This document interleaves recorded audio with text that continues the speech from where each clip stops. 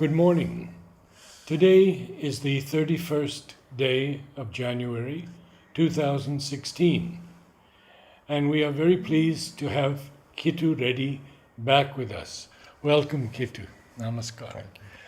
Kittu did 5 talks with us previously, and his students were very moved by them. He spoke on the ashram, he spoke on the Center of Education, and today he is going to speak on the foundations of Indian culture and India today, perhaps we can speak a bit about. As it comes along. Good. What do you feel, what can you tell us about India, the situation today in India, in the light of Sri Aurobindo? I will answer that question a little later. What I will do is first give you a broad introduction to the background of this book. Good. Now, this book was written during the years 1918, 1920, some 30 odd chapters, in reply, apparently, to a book written by a gentleman called Mr. William Archer, a dramatic literary critic from England, who apparently was hired by the British government to denounce India's claim for freedom. So there was a political motive which Aurobindo refers to in the very first chapter. The political motive came because when the First World War broke out, the Allies, that is England, France, who were colonial countries, were speaking about the dignity and freedom of nations. Now, when you speak of the dignity and freedom of nations, but do not give that same freedom to the colonies, it is very embarrassing. So they had to justify it by saying that India is unfit for freedom. It's a barbaric nation. And therefore, when the time comes, we will probably give it. So Mr. Archer was asked to write a book with a very clear political intention to show that India is not a civilized nation, still in the throes of barbarism. Now, as soon as he wrote this book, there was another Englishman, really an Irishman, Sir John Woodruff, who had settled down in India, who had become a great lover of India, in fact identified himself with India, and was a practitioner of the Tantric philosophy. Sri Aurobindo speaks very highly of him. His name is Sir John Woodruff. So he replied to that book of Mr. William Archer by writing another book called Is India Civilized? Right? So when Sri Aurobindo starts this book, he starts by presenting Sir John Woodruff's Is India Civilized? 3 chapters, where he speaks about what he has presented, agreed almost on all points with minor modifications, right? Very minor, but otherwise Sir John Woodruff was very much in tune with the deeper Indian thought. And then after that, there are a series of chapters. Now, since modern man is essentially a mental being and wants everything to be ultimately judged by the rational standards, the first 6 chapters are a rationalistic critic of Indian culture. He is addressing the rational man, trying to make him understand the deeper elements, right, through the reason. So it's a very interesting thing because he touches upon many areas, the social system, the caste system, etc., etc. It is wonderful. Then he moves on to 4 chapters or 5 chapters on religion and spirituality. Now, this is above the mind, above reason. And so he covers the whole gamut of Indian spirituality, starting right from the Vedic times, the Upanishadic times, the Gita, the Puranas, right up to the modern times. And this was written in 18 to 20, 1918 to 1920. 1980 to 1920. It's a brilliant piece. Then he takes up 4 chapters on Indian art. And he is very clear about it, that the average, I will not use the word Westerner, but I will use the average individual who lives in his reason, will not be able to appreciate Indian art unless he remolds his vision completely. So you see, the very fact of looking at Indian art, you have to get into a certain psychological state. So there are 4 chapters. One is a general chapter on Indian art. The next 3 chapters are Indian architecture, Indian sculpture, and Indian painting, with detailed examples of certain architectural pieces, certain sculptural pieces, and certain paintings. Right? It is extremely enlightening, and it is very practical, because I have taken my students for seeing Indian architecture to Gangaikonda Cholapuram. It's nearby. I couldn't have taken them further. Similarly, Indian sculpture you can also see there. Indian painting, he has spoken of in very great detail, the Buddha meeting his wife and child. Now, painting is something which you can transport, which you can reproduce, but you can't transport a whole building. So you can see them in pictures here, and today the reproductions are excellent, right? So you get a real and almost 3-dimensional nowadays, right? So 4 chapters in Indian art, then 4 chapters on Indian literature, or 4 or 5 chapters on Indian literature, which is very interesting, again starting from the Vedas, Upanishads, right up to the regional literature, Sanskritic, classical literature, Sanskritic literature. And then 4 very important chapters, in my opinion, on Indian polity. Because the average man, and absolutely so in the West, believes that we have been a failure in life. In the political and social areas, we have not been a great success. He will show you exactly the contrary. That India has been a tremendous success, and common sense should tell you that a civilization that has survived for 5,000 years could not have survived without having that basic organizational structure. There have been ups, there have been downs, there have been times when it seemed that we would be on the way out, right? But we have survived. And as Sri Aurobindo says, somewhere in one of his short comments, Hinduism has survived for 5,000 years and it will survive for much longer, because it is not such a fluffy thing, right? So you see, now, this is where the whole thing has to be understood. If you look at it from another point of view, you will see that it is an integral approach to life. Right from the highest spirituality, which was followed by a certain amount of illusionism at a certain stage, which neglected life, but that was a temporary period. But then afterwards, right down to art, literature, politics, society, organization. So in a certain way, Indian culture has always done exactly what Sri Aurobindo says, integral approach to life.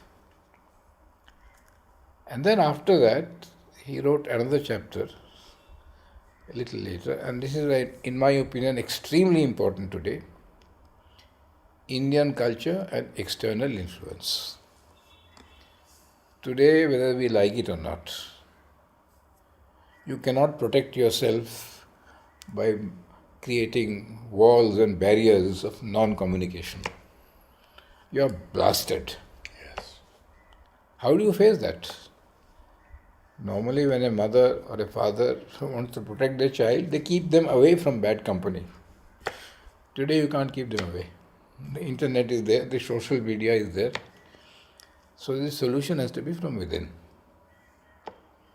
That is where the whole world today is facing this problem. Every civilization and culture is battered from all around. Yet you want to keep your identity. See now, this is an art where you don't close your windows, yet you remain yourself.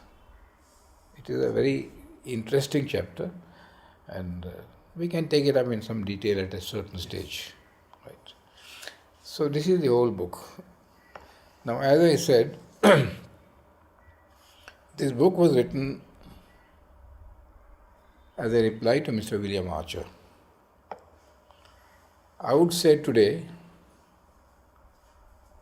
that the problem is not the Westerners or the outsiders, it is we, the Indians themselves, particularly the intellectual class of India, who are an absolute disaster. They understand nothing of India. Their roots are completely cut off from India. And unfortunately, the education system that we have had for the last 150 years has completely destroyed the Indian's understanding of his own culture, getting back to his own roots, and therefore the pride.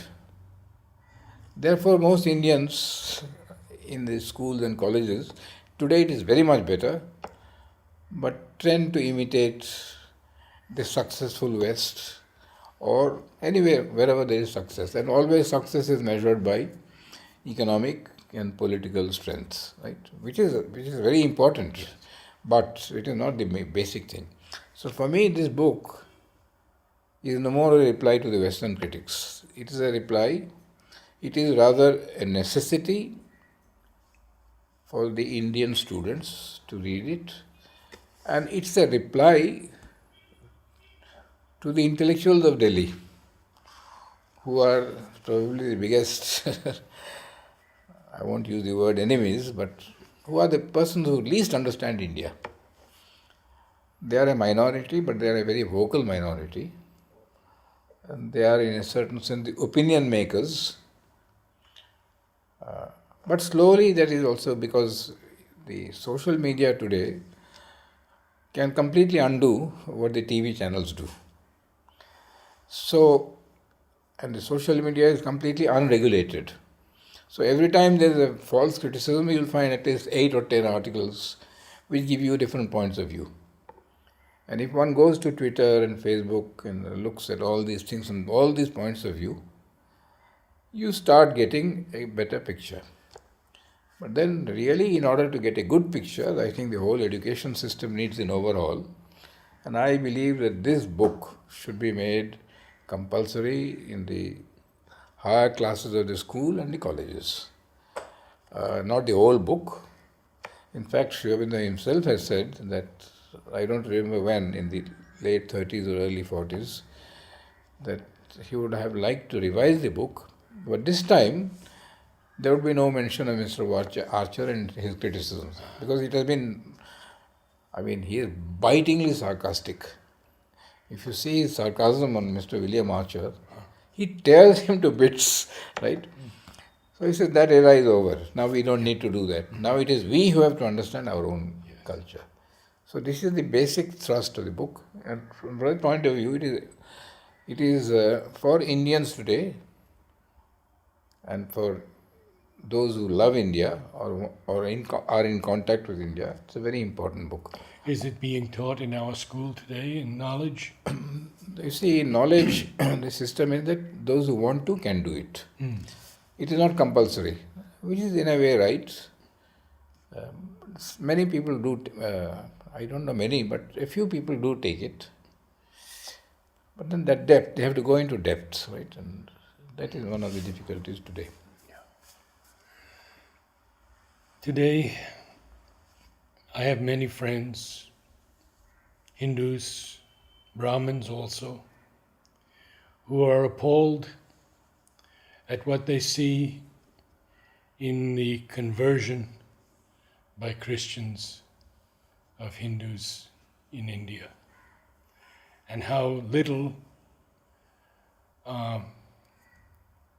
Indians feel that they are Hindu. How many? How little they feel that they are truly Hindu. There's Muslims increasing, Christianity at a tremendous pace, converting and proselytizing. Now, this is a political problem which has been deliberately created by the British. See, they have created 2 or 3 very serious problems. This division between differences between castes and Dalits, it is they who made in their schedule 252 castes. Otherwise, nobody knew that there are so many castes. They enumerated them, and then suddenly you start, oh, I am a Dalit of this time, I am a Dalit of that time, I am a Dalit of that time. You are dividing. They've also used the Muslims and the Christians for political purposes. And see, it's a logical necessity. Christianity believes that there is one God and only one God, and that is Jesus. Islam believes that there is one God and only one God, and that is Allah, and His Prophet is Muhammad. Now, when I believe that there is one God and only one God, and you don't believe in that, out of sheer compassion, I want you to believe that. If it is the noblest motive, right? But it becomes very narrow. See, this is something which Mother warned. Shiva Bindu and only Shiva Bindu and nothing but Shiva Bindu. It's an idiocy. Everybody has this approach. And if you read Shiva Bindu takes all of them into his fold. So there is no need to, propagandize. Right? So it is an inevitable trend of this I alone know the truth, right, to convert. The difference is that the Christians convert by missionary methods, the Muslim converts by force. Right? They use the sword, here they use other methods, where a little bit of reason also enters. Right? Now, this has to be combated at the political level. Right? It cannot be combated merely by, missionary activity must be stopped. Everyone has a right to practice his religion. You have every right to be a Christian. But you have no right to make me a Christian. And especially the Peace Corps, which was sent in 1960s, when there was a famine in India. Under Kennedy. They were outright missionaries. You are dying. I will give you food, but convert first. They converted. Now this is very dirty politics, right? So they have played this game. So we have to stop this missionary activities. Everybody has a right to practice his religion. How can it be stopped other than education? No, the government has to pass a law, right? And then education. Education is a slow process. It will take 10 years, 15 years. But a law where anybody indulging in missionary activity is violating the law, and then the consequences will be there, right? If that is done, right? But on the other hand, some of the Christian schools, some of the Christian hospitals at Vellore, excellent, right? You see, because they have that sense of charity and help and all that. Now, so there are very beautiful things in Christianity. That's why Sri Aurobindo makes a very big difference between Judaic Christianity and Catholic Christianity. Oh. Judaic Christianity is centered around Christ, around love. And love doesn't compel, or it compels in a very subtle way, right? Catholic Christianity is an organized religion. And the moment a religion is organized, that is the beginning of the end of the religion. because it means an organizational structure, right? And the man at the top might not be a spiritual at all, but he just happens to be the Pope. It is fortunate for Christianity, that some of the popes have been very genuine, but not all, in fact, not most. Yes. See, that's why organized religion is a disaster. And that is what has saved Hinduism. In the southern United States, we see tremendous force of evangelism. Yeah, it is the same thing. The same thing. See, that is why Hinduism has been saved, and that is why Sri Aurobindo says Hinduism is not such a fluffy thing that it will disappear. It has lasted 5,000 years and it will last at least that much more. It is only because there is no God who is the private property of the Hindus. There is no avatar who belongs to the Hindus. There is no book, sole, simple book, right? There are so many things. And each one has his own right to approach it in his own way. It is absolutely integral and harmonized. Therefore, you have the Vaishnavas, the Shaivites, the this, the that, all, and we don't quarrel among ourselves. It is only recently that, as a political stunt, they are trying to make divisions. But it will not. And that is why this book is important. Because Sri Aurobindo has defined Hinduism. And if we are asked, what after all is Hinduism?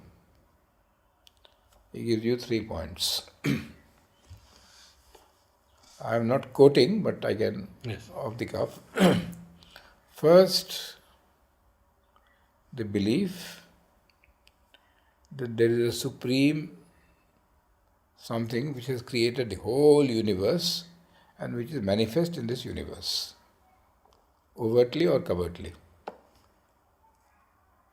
And as a consequence of that, the individual human being can unite himself with that Supreme Godhead. So first thing is that I believe that there is a Supreme Creator who has created his whole manifestation, and he is present in everything, and I as a human being can discover that by uniting with him. That is number one. Now how do I unite with him? Number two is there are hundreds and thousands of paths by which I can become one with God. Hundreds and thousands of paths already discovered and many yet more to be discovered. So you see, as Vivekananda said, every individual has his own religion. I have my approach to God. And you look carefully, it is a fact. I have my approach to Sri Aurobindo, you have your approach to Sri Aurobindo, he has his approach to Sri Aurobindo. I have no right to tell you you should do it this way. You have to understand, and it is based on your individual swadharma, a typical Indian word, right? So that is the second characteristic of Hinduism. And the third characteristic is, and this is, he calls it the most important, that this divine is not only up there, it is right inside your heart. This means that I don't have to look elsewhere, I have to just look within. And this is very interesting because Mother herself said that when she was seeking for this and she met Theon said, but the divine is inside you. And she said, my God, that came as a stunning revelation. It is inside me. Then like a cyclone I plunged and I got the contact with the psychic being. See, otherwise remote somewhere and here it is inside you. Right? It's a huge difference. It has a practical impact. This is the essence of Hinduism. All the rest has its utility, its place, and some of them have been deformed. But if you catch those deformations and those utilities and give it undue importance, right, then you are missing the whole thing. So this is extremely important, these three fundamentals. Right? So that is why my total conviction is that this should be made available. And the word compulsory is not nice, but somehow everybody should study this in depth, especially Indians. Because I can tell you, 85% of our problems will be solved when you understand India in the right way. If you understand Hinduism in this way, I can't see why there will be any quarrel at all. For me, a Muslim is a Hindu. Because he also believes in God. And since there are hundreds and thousands of ways, he goes through the way of Allah. You go through the way of Christ. I go through the way of... Right? So you see, good understanding is so crucial to solving collective problems.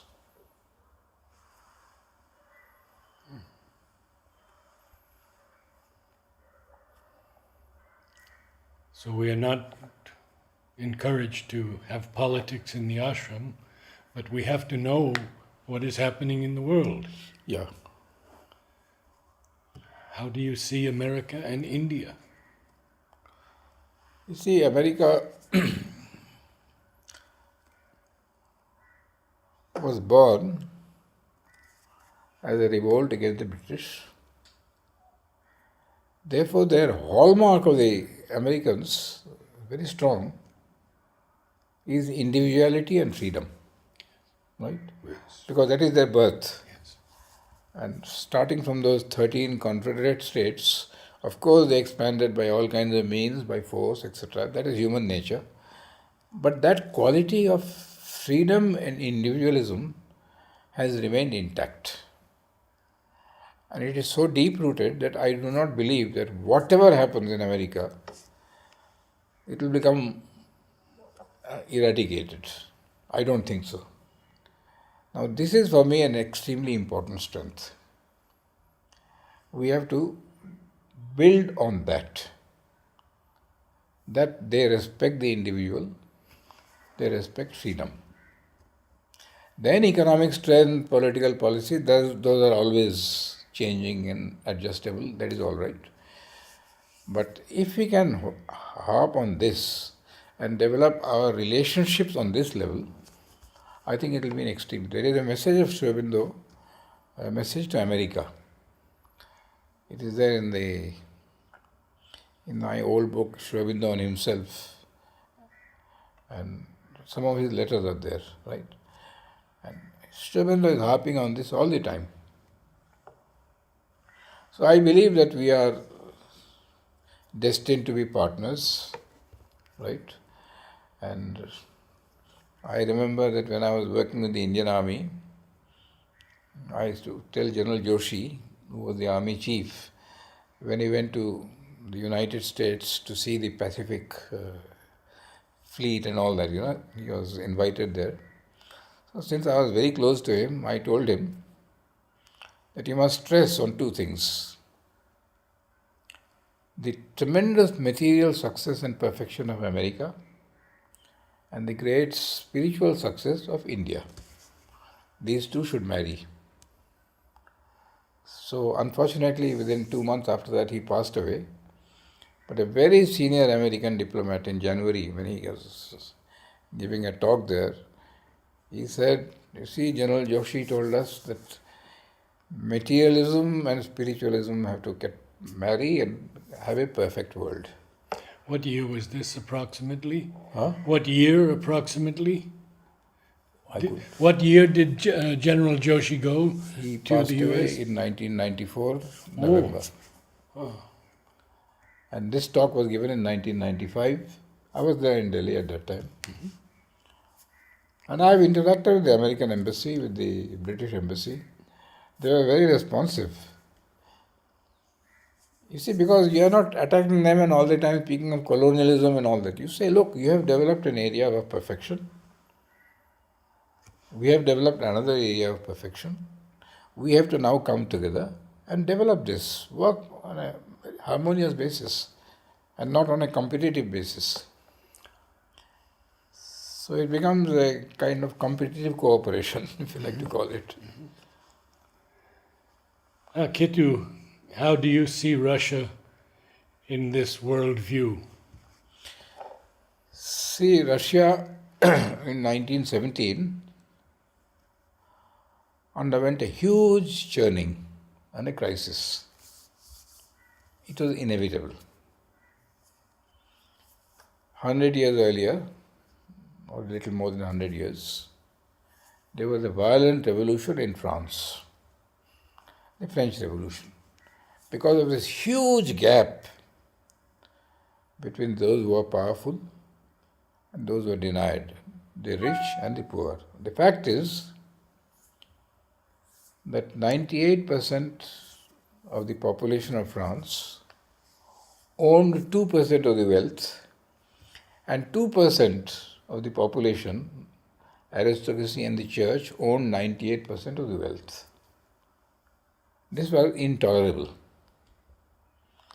Therefore, there was an outburst, and that resulted in the French Revolution, which gave three words which Rabindranath says were inspired: liberty, equality, and fraternity.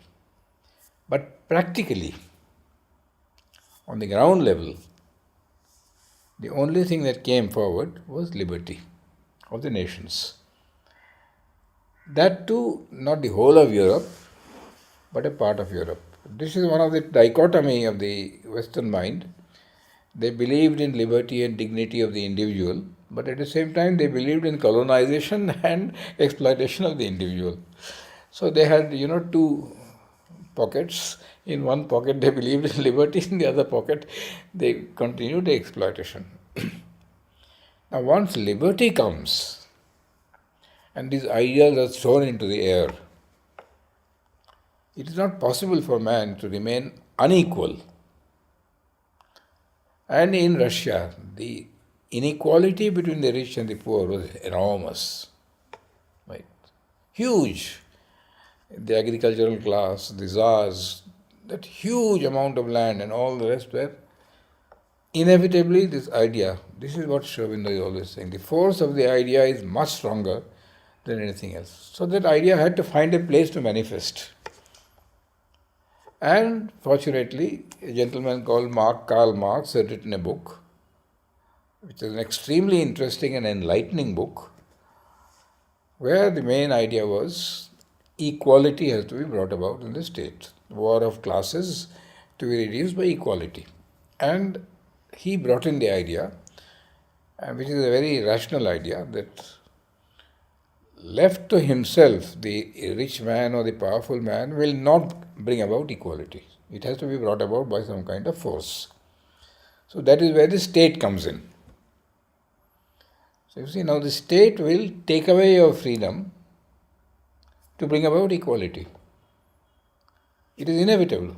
Today every country in the world is moving in that direction. This is known as the socialistic, communistic movement, right? And Shrabindra supports it wholeheartedly. In fact, in one of his aphorisms, he says, if I had to choose between communism and democracy, I would prefer communism. Because at least it respects the other individual. Democracy can be exploitation. Because I am powerful, I am rich, I am free. Right? But of course, it is a harmonization of these two that are concerned. So Russia embarked on this social revolution. Lenin, who guided the revolution from outside Russia, he was not in Russia when they, right? Well, they used somewhat drastic methods, but you must understand why. You see, when the idea of equality was thrown into the forefront, the Western countries did not like it at all, because they believed in liberty. And in Russia, the czars and the aristocratic class did not like it. So Russia had two enemies, internal and external. Right? Internal because you are trying to reduce the gap between the rich and the poor. External because they didn't want this idea to spread. They believed in democracy, freedom. So Russia was... Now when you are faced with enemies like that, inevitable that there will be a compression of life. See, when there is a danger, then you organize yourself and fight back, right? So inevitably Russia moved in that direction. So after the 1917 revolution and after the quick departure of Lenin, Stalin came into the picture and he centralized the whole thing in the most ruthless manner. by which he eliminated all those who were against him. I do not know the number and the figures, but I am told that millions of people were killed in Siberia. He will be able to tell you better, right? But this was an inevitable wrong step, undoubtedly, but it was an inevitable step in the right direction. In this sense, that liberty is not enough. Equality is absolutely a must. And by equality, there are no two human beings who are equal.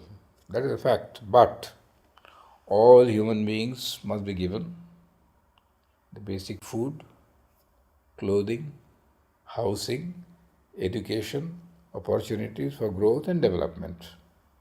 After that, no equality. So if you don't understand equality in the right way, it will all go wrong. So Sri Aurobindo has got a whole sentence here where he says, fundamental equality and absolute equality. Absolute equality is neither desirable nor possible. But fundamental equality is an absolute must. Right? So Russia has contributed enormously in that direction.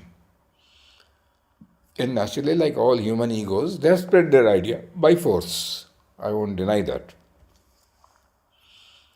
Russia has gone through a period of extreme compression. But then you can't have equality without liberty. So inevitably it would have come up. And that happened with the advent of Gorbachev. He brought in the idea of a fair amount of liberty, at the same time not giving up equality. So Russia now is in that state where it is weighing the pros and cons of liberty and equality. And since they've had a long history of state government and state control, they are still on that side. They are leaning a little more on that side. America is leaning a little more on that side. But last Sunday, when I was taking a class on the ideal of humanity on the net, one American was somewhat disturbed, and she remarked that America is becoming socialistic, which means they are taxing the rich to help the poor, because there is now distinct poverty in America. There are people in winter who are sleeping in the streets, Oh, yes. right? Is it the duty of the government to look after them, or they can go to hell? Now, if I have to look after them, I have to tax the rich. I have to take from somewhere and give it to someone, no? Now, this inevitably will lead to socialism. So, America is very much democratic with a little socialism. Russia is very socialistic with a little more democracy. India has tried to find a harmony between democratic socialism. Right? So we are somewhere in the middle. And I believe that the present government, Narendra Modi, has made a very fine balance. You see, before this government came, the public sector in India was given tremendous importance. That means under state control. It is in 1991 that Manmohan Singh, under Narasimha Rao, privatized and began to encourage private growth. That means private industries and all that. Now that is important. It is capitalist in its movement. It is also selfish. But if you want to have a bigger cake, you have to use that selfishness, because if the cake is big, then I can distribute. But if I have a small cake, I can't distribute. So Sri Aurobindo says, don't kill the capitalistic structure. But at the same time, equality has to be brought in. It's a continual balancing of these opposite ideas, right? And democratic socialism. And I think the present government has started moving in a very fine balance between state control and private initiative, right? And then there will be a very fine harmony, right? See, this is very easy to understand. That is how I explain it to my students. The concept that I am giving is that the reason and the intellect can never give you the whole of the truth. it gives you one side of the truth. But life is not made up of one side of the truth. So now, do you believe in liberty or do you believe in order and discipline? Instinctively they say we believe in liberty. Think about it. You would like to have liberty without order and discipline? No. Every order and discipline is a withdrawal of your liberty to a certain extent. So a good human life, a good human collectivity is a fine balance between liberty and order. If you can't do this, there will be chaos. But how much liberty and how much order will depend on the situation. If, as mother said once in a class, that if your students are all very serious and sincere, you can give them a lot of liberty. They will not misuse it. If it is a rowdy class, all the time making noise, then you have to impose discipline. So there is no formula. The formula is only this, that make a fine harmony between liberty and discipline, and each step you have to find out what to do when. Correct? So that is the whole. So there are two ideas that come from here, and this is characteristic of Sri Aurobindo. He says, during the process of my intellectual development, when I saw the truth of one idea, and after some time I saw the truth of the opposite idea, the prestige of the intellect was gone. I remember his quote, "Only that is true, the opposite of which is also true in its own time and application." Right. Absolutely. Yes. So you see now, this gives you a wideness. Yes. And most important, from the individual point of view,